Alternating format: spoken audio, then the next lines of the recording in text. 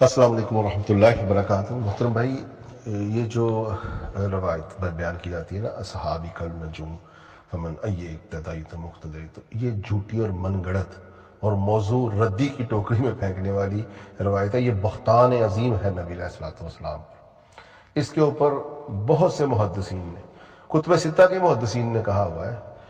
اب جس نے یہ حدیث جو لے کر آیا نا روایت، وہ نہیں وہ لے کر آیا تو اس کا مطلب ہے وہ صحیح ہے، وہ کہاں کہہ رہا ہے صحیح ہے؟ جس کتاب میں بھی آپ پڑھیں گے نا، انہوں نے وہ محدثین نے راویوں کے نام لکھ دیے اور فارغ راوی ہیں، سارے جھوٹے قذاب، جن کے اوپر سب نے جرح کی ہوئی ہے۔ سب سے پہلے اس روایت کو ہم شخصیت رسول اللہ صلی اللہ علیہ وآلہ وسلم اور عقیدہ اسلام کے اوپر پرکھیں گے۔ کیا اسلام میں ایک ایسا عقیدہ ہے کہ کسی ایک صحابی کی بھی اقتداء کر لو بس؟ اللہ کے نبی اپنی اقتداء کروانے کے لیے دنیا میں آئے تھے، 1,24,000 صحابہ کے پیچھے لگانے کے لیے نہیں آئے تھے۔ صحابہ کرام میدان جنگ چھوڑ کے بھاگ گئے، اب ان کی اقتداء کر کے ہم بھی چھوڑ کے بھاگے۔ سب مسلمان، پوری امت صحابہ کرام جن سے یہ غلطی ہوئی بھاگ جانے کی، وہ چھوڑ کے بھاگے، وہ کہ اللہ نے معاف کر دیا، میں ان کی توہین نہیں کرنا چاہتا۔ ہمیں دل پر پتھر رکھ کر یہ باتیں آپ کو سمجھانی پڑتی ہیں۔ آپ یہ نہ لے لیجئے گا کہ معاذ اللہ ثم معاذ اللہ، مجھے کوئی صحابہ کرام کی توہین کر کے مزہ آتا ہے، خون کے آنسو رونا پڑتا ہے۔ یہ باتیں ہم کھولنا نہیں چاہتے، لیکن شاید اس گروپ میں کچھ لوگ میچور ہیں، وہ یہ بات کرنا چاہتے ہیں، تو میچور بندوں کے سامنے ہم ضرور کریں گے، ان میچور بندوں کے سامنے کبھی نہیں کریں گے۔ تو نبی علیہ الصلوۃ والسلام کے صحابہ کرام میں بخاری شریف میں موجود ہے، چوری ہو گئی ایک صحابی سے، اب ہم اس کی اقتداء کریں، مقتدی ہو جائیں گے؟ مدھم سے چوری ہوئی ایک چادر، اللہ کے نبی نے اس کے شہید ہونے کے باوجود کہا کہ آگ کی چادر اسے گھیرے ہوئے، یہ بخاری میں موجود ہے روایت۔ اور قرآن ہم پکڑیں گے نا، قرآن پاک نے نبی علیہ الصلوۃ والسلام کے صحابہ کرام جو جنگ میں بھاگ گئے تھے، اشاعتم رسول کہا۔ اب اشاعتم رسول کی اقتداء کریں گے، ہم بھی اشاعتم رسول ہو جائیں۔ یہ قرآن بتا رہا ہوں آپ کو، قرآن پاک سورہ جنگ نبی علیہ الصلوۃ والسلام نے جنگ احد اور اور جب جنگ سے نبی علیہ الصلوۃ والسلام نے صحابہ کرام کو سکھایا، پڑھایا، بتایا کہ آپ نے یہ درہ نہیں چھوڑنا، چھوڑ دیا انہوں نے۔ تو اس لیے اللہ تعالیٰ نے صورتیں اتاری ہیں اس پر۔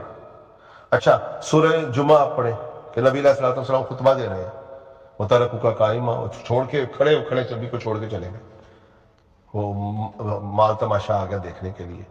کیا اب ان کی اقتداء کریں گے اور ہم نبی کی باتیں سنتے سنتے چھوڑ کے نبی کو چلے جائیں گے؟ تو پھر اللہ تعالیٰ نے یہ آیت اتاری، اور نبی علیہ الصلوۃ والسلام پھر ہر جمعے میں یہ پڑھتے رہے کہ نبی کھڑا ہے، تم سے خطاب کر رہا ہے، اور باہر سستا مال آیا، تماشے والے آئے، وہ تجارتی قافلے، تم نبی کو چھوڑ کے چلے گئے۔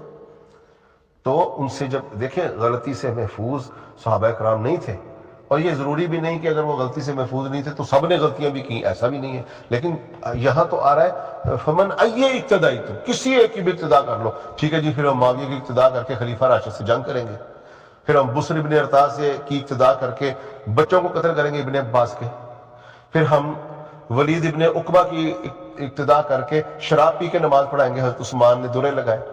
اب حضرت عثمان کا دور نہ ہوتا تو شاید ہم مانتے بھی نہ، ناصبی کہتے ہیں کہ نہیں جی نہیں، حضرت عثمان کو تو رافضی مانتے، ناصبی مانتے ہیں نا، تو حضرت عثمان نے مذول کیا اسے، شراب پی کے نماز پڑھا دی، وہ صحابی ہے، اور یہ وہی صحابی رسول ہے جس کو اللہ کے نبی نے مندوب بنا کر زکوٰۃ کلیکٹ کرنے کے لیے بھیجا، اور راستے میں سے مڑ کے واپس آ گیا۔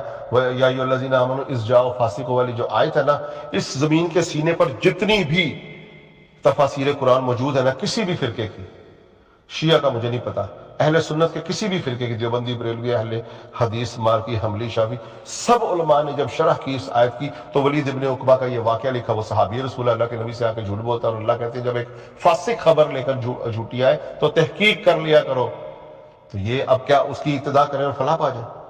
کیسی بات کرتے ہیں یار آپ لوگ۔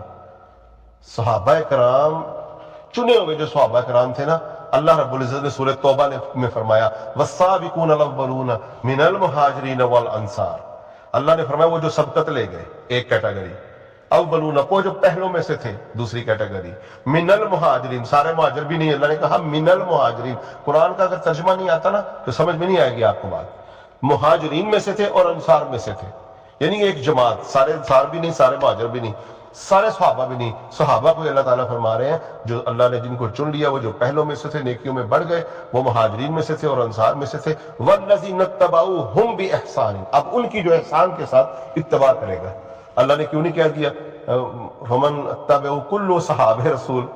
نہیں، اللہ نے کلو کا نام نہیں لیا. اللہ تعالیٰ نے وہ چند جو سبقت لے جانے والے، جن کا تزکیہ نفس ہو گیا، اب احسان سے ان کی اتباع کرو تو اللہ تعالیٰ آپ سے خوش ہو جائے گا.